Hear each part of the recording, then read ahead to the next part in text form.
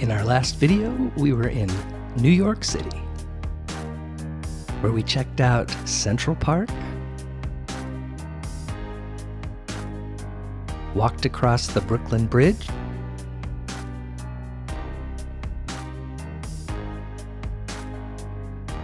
took a stroll on the High Line,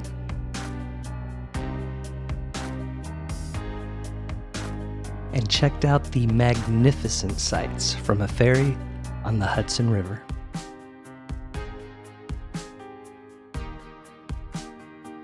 In this video, we're in Washington, D.C.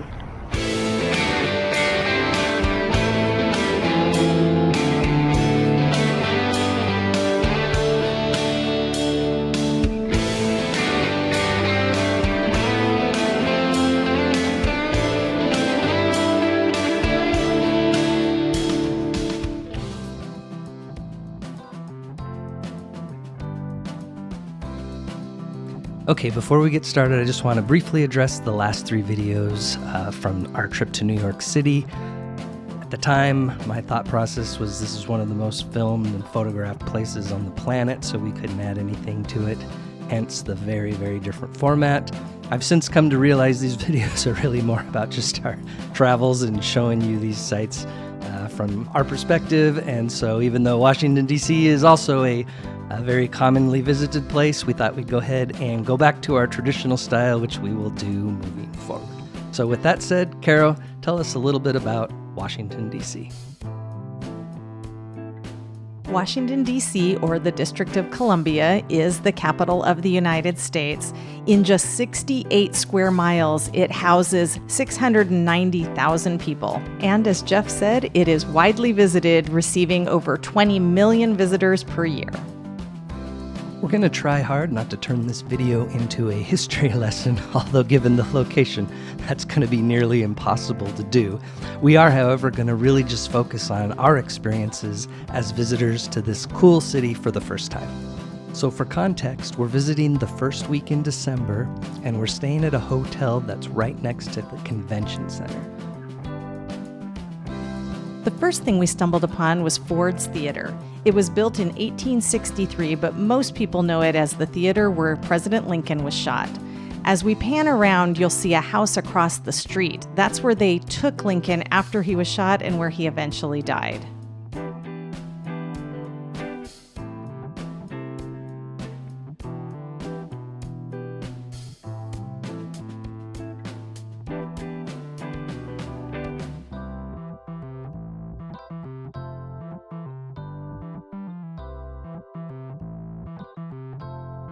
We arrived the afternoon of the previous day, so this was our first time actually exploring. We set out with no particular goal in mind other than we could see the Washington Monument, and we started heading in that direction. So running across the Ford's Theater completely by accident was a fantastic way to start this journey. Here we are on Pennsylvania Avenue. There are so many cool buildings in this part of D.C. You could really just spend the day looking at the architecture. Anywhere from government offices to the many museums, there's a lot to see. Yeah, we actually spent quite a bit of our time for this trip in museums. About 3-4 hours for the first 2 days, and then the last day we pretty much spent the whole day in an art museum. If you haven't been to DC, all of the Smithsonian museums are free, although some of the more popular ones like the Space and Flight Museum, you do have to get tickets, because they just can't let everybody in at the same time. So just be aware of that.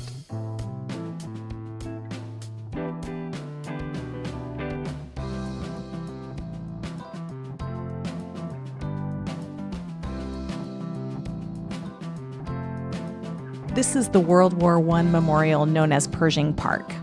Yeah, as you can imagine, there are memorials all over this town from all phases of American history. In this video, we do our best to show you at least the most famous ones, but if history is your thing, obviously American history is your thing, I mean, this is a must-see city.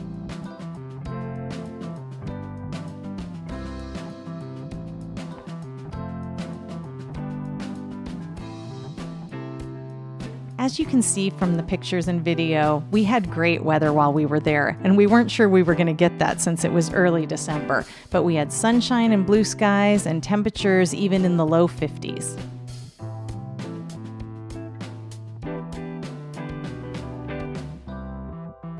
Since we turned down Pennsylvania Avenue, it should be pretty obvious to you, if you know American history, where our first major destination is.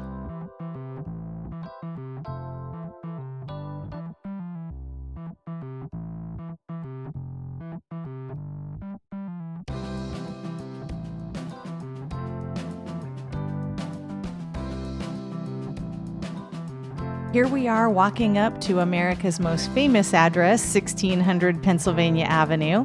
You can see it there. The roads are blocked off, but people are allowed to walk through there. Obviously, there is a lot of security and Secret Service. There is the White House, the home to every U.S. president since John Adams in 1800. Yeah, this was really great. It's always such a neat experience to see someplace that you've seen many, many times via TV or movies or pictures, to see it in person. There's just nothing that can replace the context of being on the site, and the White House did not disappoint.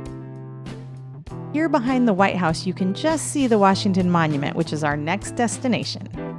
Across the street from the White House is a park, which we'll see a little bit later in the video. And here's one of the many museums in the area. Just next to the White House is the Eisenhower Office Building. It was completed in 1888. This thing is huge, and in fact, until the Pentagon was built in 1943, it was the world's largest office building. It's still in use, housing many government offices.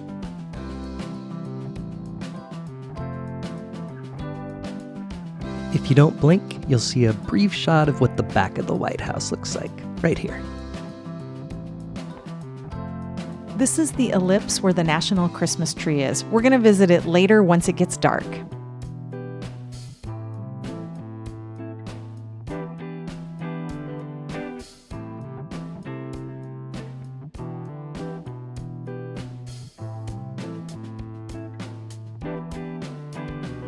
Here we are at the Washington Monument.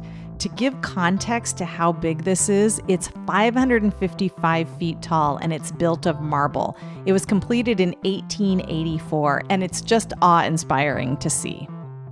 Yep, awe-inspiring indeed. And if you were ignorant to DC like we were, you may see from the picture there the Capitol on one side, and on the other side is the Lincoln Memorial. So all three of these attractions are right in a row.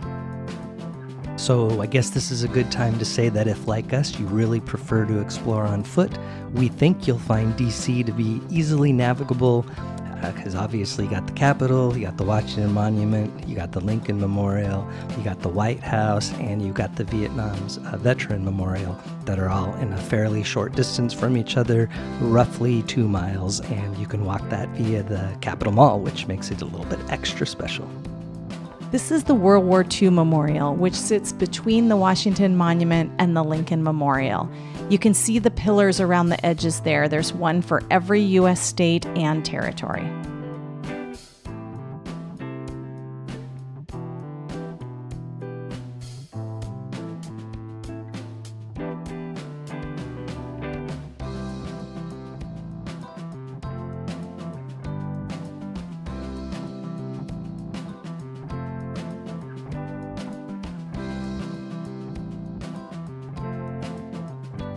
Our next stop is the Lincoln Memorial, which is just on the other side of that beautiful reflection pool. Here we are coming up on the Lincoln Memorial Reflecting Pool. It's actually the largest reflecting pool in Washington, D.C. You'll see another reflecting pool in front of the Capitol building a little bit later. A few fun facts: it was finished in 1923 and it holds 6.75 million gallons of water.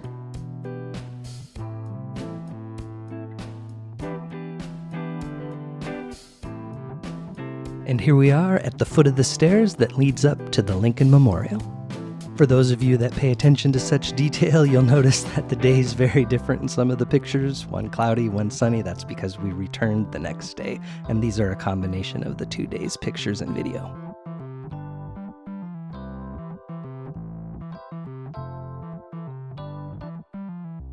The Lincoln Memorial was dedicated in 1922, and this has been the site of many famous speeches, including Martin Luther King Jr.'s I Have a Dream speech in 1963. It's a respectable hike up the stairs, but as you can see from the views right here, it's definitely worth your time.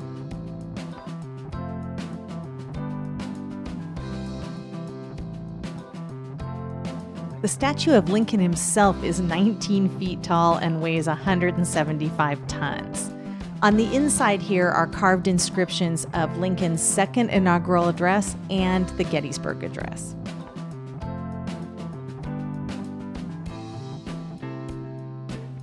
As promised, we returned to the ellipse at night so you could check out the trees. There has been a national Christmas tree decorated each year since 1923, when Calvin Coolidge was president. Since 1973, they've used a living tree, and around the edge of the national tree, there is a smaller tree for each U.S. state and territory.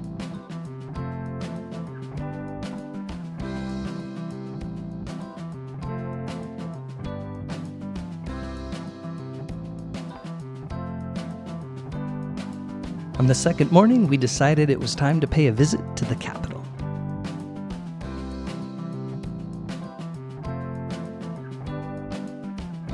Again, choosing not to look at a map ahead of time, we found ourselves in what is clearly the Chinatown district and also near the sports arena where their local teams play.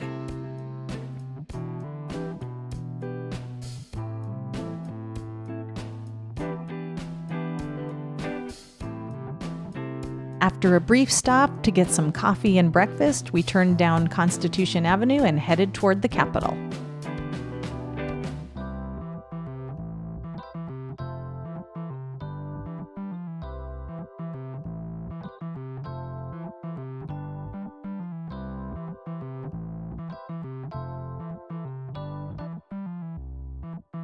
And here's the second of the two reflection pools featured in this video with the Grant Memorial in the background.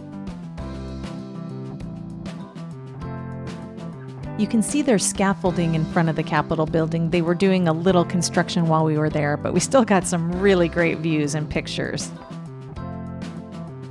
I know I sound like a broken record here, but I just have to say it is so incredible to see these famous buildings and landmarks for the first time with your own eyes. Incredible.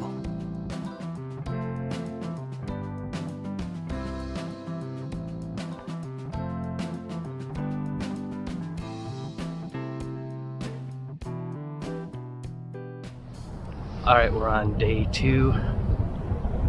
We're obviously at the Capitol. Looks like it's undergoing a little renovation. And we're next to the Capitol Christmas tree here. Caro, scan over so they can see that.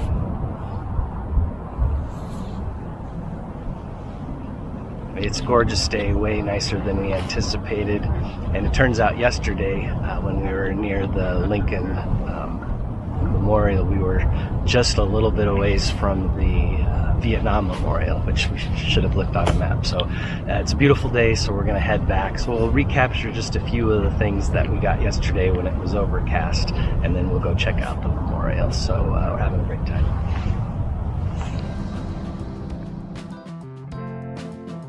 Now we're walking on the Capitol Mall from the Capitol building down towards the Washington Monument. And as Jeff said, the total walk is about 2 miles one way. On each side, you'll see many of the Smithsonian museums. We're actually making our way back towards the Lincoln Memorial because right next to that is the Vietnam War Memorial, which had we known that when we were there, we would have checked it out, but we just found that out that night at the hotel room, revisiting our path from the day.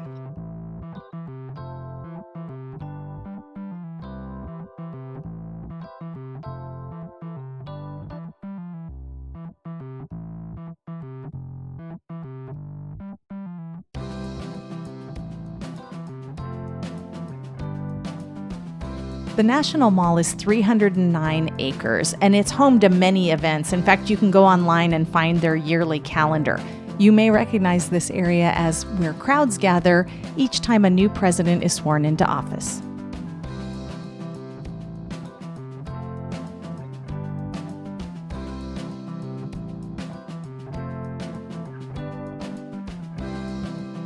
We are now approaching the Vietnam Veterans Memorial. This is one of the newer memorials in the area. It was finished in 1982. It is really powerful to see. There are over 58,000 names on this wall. There are also volunteers available to help you look up where names may be located.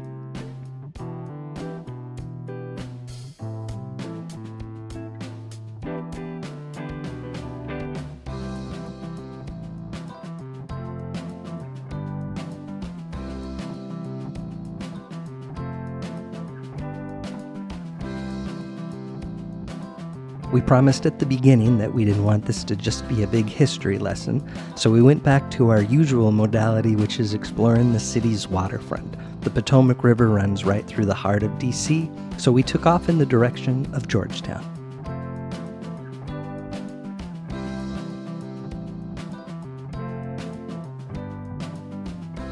It was such a beautiful day for a walk, and this trail took us right past the Kennedy Center into Georgetown, where we found a great place to have a drink outside and enjoy the sunshine.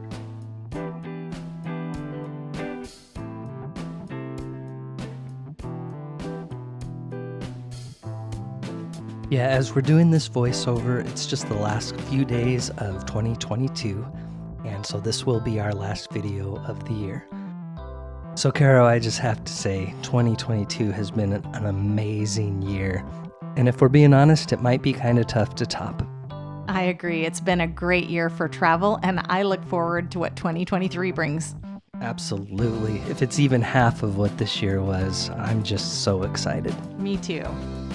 Thank you for going on all these journeys with me. It's been my pleasure. And for those of you that enjoy the videos, we hope we have plenty of fun adventures for you to follow along with next year. Happy New Year. Happy New Year.